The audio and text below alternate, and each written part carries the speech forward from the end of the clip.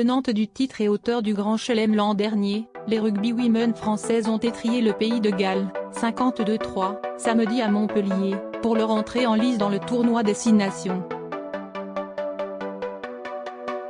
Départ réussi, les Bleus ont entamé le tournoi des 6 nations par une très large et probante victoire, 52-3, aux dépens du pays de Galles, très vite débordé, samedi à Montpellier devant près de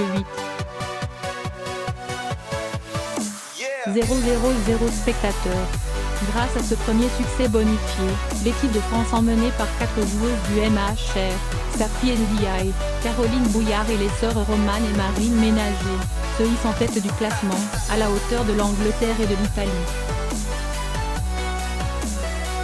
Double objectif atteint, le 15 de France féminin, selon la nouvelle appellation, est reparti sur les bases de sa fabuleuse saison dernière, scellée par le Grand Chelem et une victoire historique face aux Black Ferns, championnes du monde néo-zélandaise.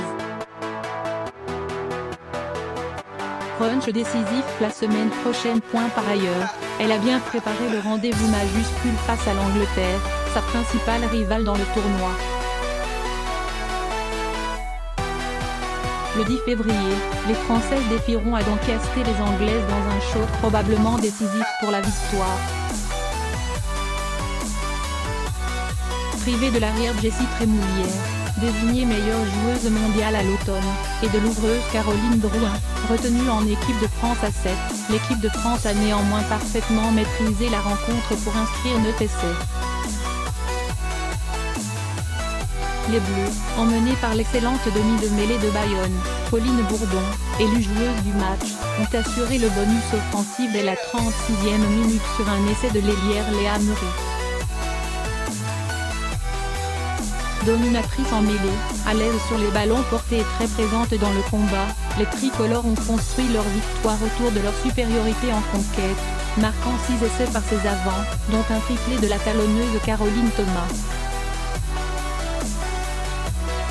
En fin de match, l'arrière Doriane Constantin, entrée en cours de jeu, a réussi un essai de 80 mètres avant que l'ailière Murray ne parachève le succès par un 9e essai pour boucler ce galop d'essai avant le vrai test.